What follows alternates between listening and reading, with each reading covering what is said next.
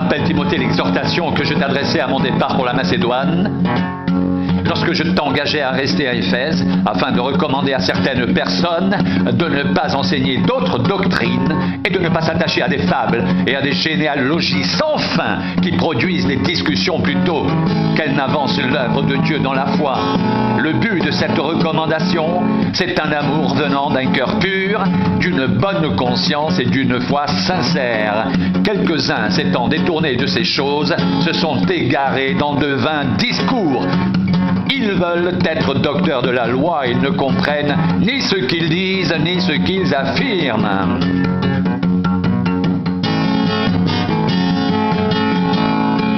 Je rends grâce à celui qui m'a fortifié, à Jésus-Christ notre Seigneur, de ce qu'il m'a jugé fidèle en m'établissant dans le ministère, moi qui étais auparavant un blasphémateur, un persécuteur, un homme violent, mais j'ai obtenu miséricorde parce que j'agissais par ignorance dans l'incrédulité, et la grâce de notre Seigneur a surabondé avec la foi et l'amour qui est en Jésus-Christ.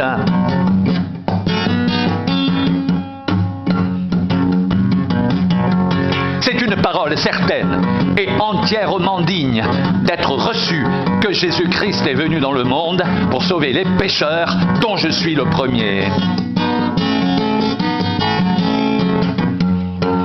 J'ai obtenu miséricorde afin que Jésus-Christ fasse voir en moi le premier toute sa longanimité pour que je serve d'exemple à ceux qui croiraient en lui pour la vie éternelle, au roi des rois, immortel, invisible, seul Dieu, soit honneur et gloire au siècle des siècles. Amen.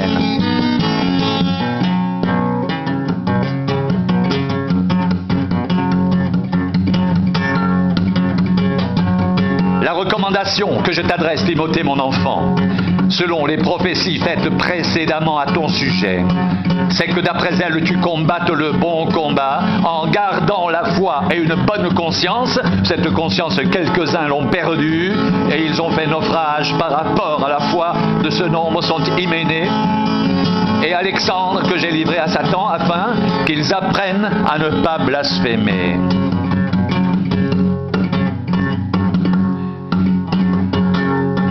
Il y a un seul Dieu et aussi un seul médiateur entre Dieu et les hommes, Jésus-Christ, homme, qui s'est donné lui-même en rançon pour tous.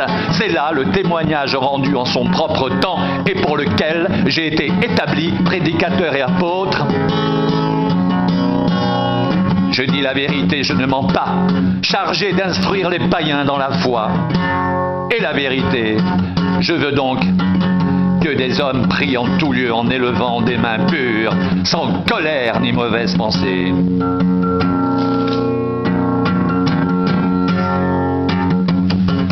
Sans contredit, le mystère de la piété est grand.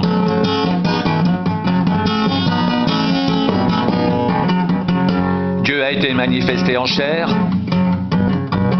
justifié par l'Esprit, vu des anges, prêché aux nations, cru dans le monde, élevé dans la gloire.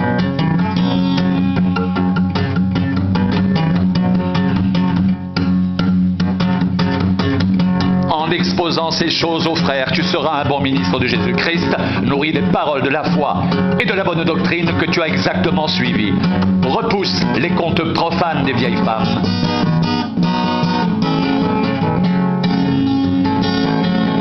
Exerce-toi à la piété, car l'exercice corporel est utile à peu de choses, tandis que la piété est utile à tout.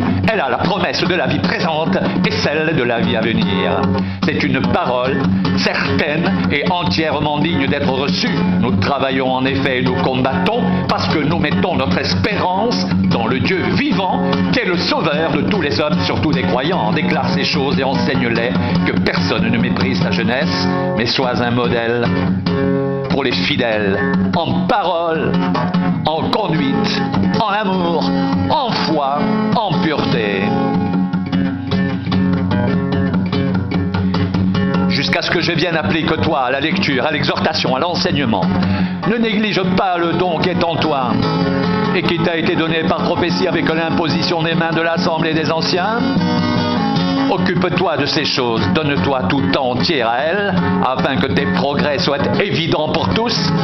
Veille sur toi-même et sur ton enseignement, persévère dans ces choses, car en agissant ainsi, tu te sauveras toi-même et tu sauveras ceux qui t'écoutent.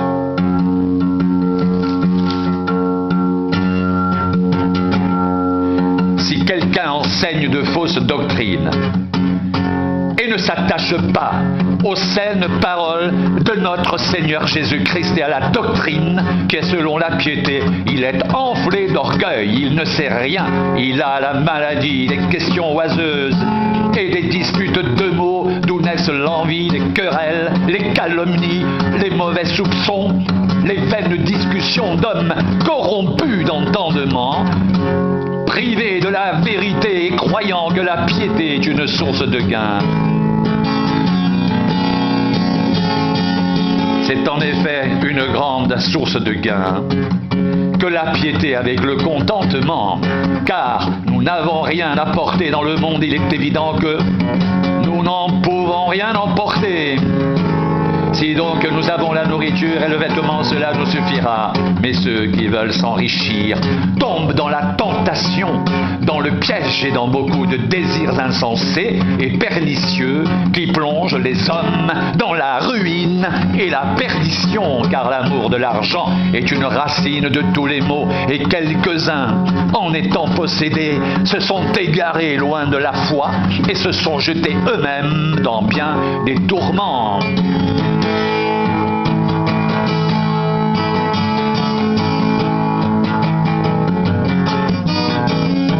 Toi, homme de Dieu, fuis ces choses et recherche la justice, la piété, la foi, l'amour, la patience, la douceur. Combat le bon combat de la foi. Saisis la vie éternelle à laquelle tu as été appelé, pour laquelle tu as fait une belle confession en présence d'un grand nombre de témoins. Je te recommande devant Dieu qui donne la vie à toutes choses et devant Jésus-Christ qui fit une belle confession devant Pilate, de garder le commandement et de vivre sans tache, sans reproche, jusqu'à l'apparition de notre Seigneur Jésus-Christ, que manifestera en son temps le bienheureux et seul souverain, le roi des rois et le Seigneur des seigneurs, qui seul possède l'immortalité, qui habite une lumière inaccessible, que nul homme n'a vu ni ne peut voir, à qui appartiennent l'honneur et la puissance éternelle. Amen.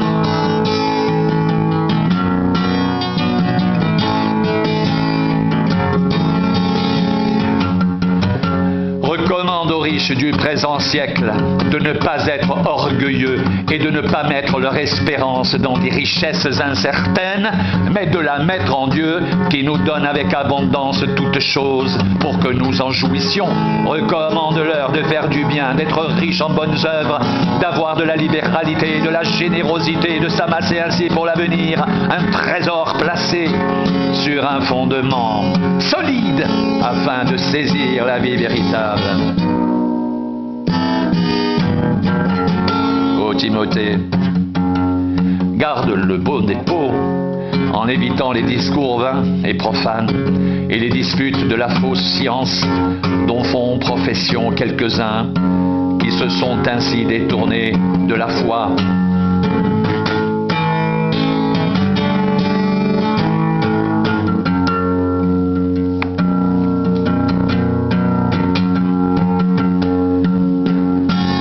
Ce n'est pas un esprit de timidité que Dieu nous a donné, au contraire, son esprit nous remplit de force, d'amour et de sagesse.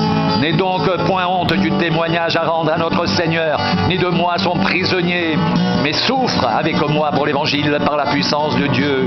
Il nous a sauvés et nous a adressé une sainte vocation, non à cause de nos œuvres, mais selon son propre dessein et selon la grâce qui nous a été donné en Jésus-Christ avant les temps éternels et qui a été manifesté maintenant par la venue de notre Sauveur Jésus-Christ, qui a réduit la mort à l'impuissance et a mis en évidence la vie et l'immortalité par l'Évangile. C'est pour cet Évangile que j'ai été établi prédicateur et apôtre, chargé d'instruire les païens. Et c'est à cause de cela que je souffre ces choses, mais je n'en ai point honte. Car je sais en qui j'ai cru, et je suis persuadé qu'il a la puissance de garder mon dépôt jusqu'à ce jour-là. Retiens dans la foi et dans l'amour qu'est en Jésus-Christ le modèle des saines paroles que tu as reçues de moi. Garde le bon dépôt par le Saint-Esprit qui habite en nous.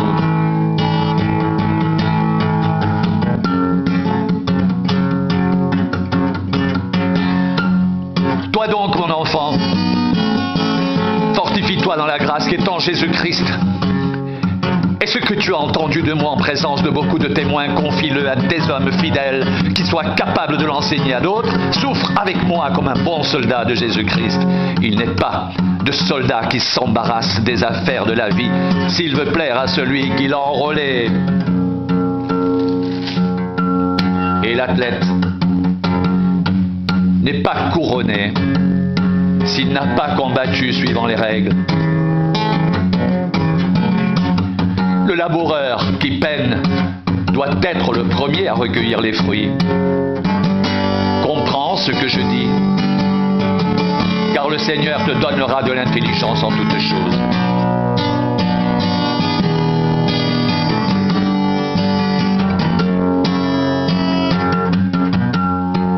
Souviens-toi de Jésus-Christ, issu de la postérité de David, ressuscité des morts, selon mon évangile pour lequel je souffre, jusqu'à être lié comme un malfaiteur. Mais la parole de Dieu n'est pas liée. C'est pourquoi je supporte tout à cause des élus, afin qu'eux aussi obtiennent le salut qui est en Jésus-Christ avec la gloire éternelle. Cette parole est certaine. Si nous sommes morts avec lui, nous vivrons aussi avec lui. Si nous persévérons, nous régnerons aussi avec lui. Si nous le renions, lui aussi nous reniera. Si nous sommes infidèles, il demeure fidèle, car il ne peut se renier lui-même. Rappelle ces choses en conjurant devant Dieu, qu'on évite les disputes de mots qui ne servent qu'à la ruine de ceux qui les écoutent. Efforce-toi de te présenter devant Dieu comme un homme éprouvé, un ouvrier qui n'a point à rougir, qui dispense droitement la parole de la vérité. Évite les discours vains et profanes, car ceux qui les tiennent avanceront toujours plus dans l'impiété et leur parole rongera comme la gangrène. De ce nombre sont Hyménée et Philette, qui se sont détournés de la vérité, disant que la résurrection est déjà arrivée et qui renverse la foi de quelques-uns. Néanmoins, le solide fondement posé par Dieu subsiste, avec ces paroles qui lui servent de sceau. Le Seigneur connaît ceux qui lui appartiennent. Et quiconque prononce le nom du Seigneur, qu'il s'éloigne de l'iniquité. Dans une grande maison, il n'y a pas seulement des vases d'or et d'argent, mais il y a aussi des vases de bois et de terre. Les uns sont des vases d'honneur et les autres sont d'un usage vil. Si donc quelqu'un se conserve pur en s'abstenant de ces choses, il sera un vase d'honneur sanctifié, utile à son maître, propre à toute bonne œuvre.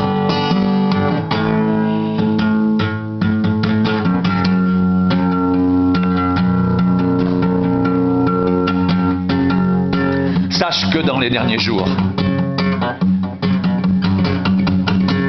il y aura des temps difficiles, car les hommes seront égoïstes, amis de l'argent, fanfarons, hautains, blasphémateurs, rebelles à leurs parents, ingrats, irreligieux, insensibles, déloyaux, calomniateurs, intempérants, cruels, ennemis des gens de bien, traîtres, emportés, enflés d'orgueil, aimant le plaisir plus que Dieu, ayant l'apparence de la piété mais reniant ce qui en fait la force. Éloigne-toi de ces hommes-là.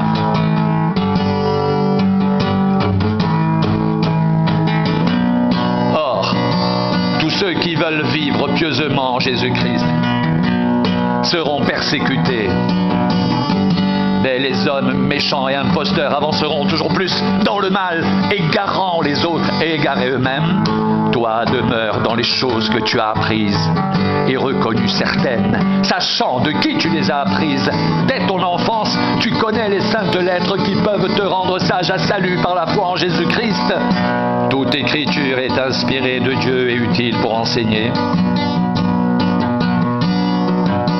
pour convaincre, pour instruire dans la justice, afin que l'homme de Dieu soit accompli et propre à toute bonne œuvre.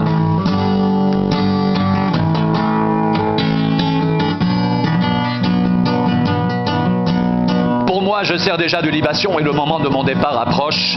J'ai combattu le bon combat, j'ai achevé la course, j'ai gardé la foi. Désormais, la couronne de justice m'est réservée. Le Seigneur, le juste juge, me la donnera dans ce jour-là.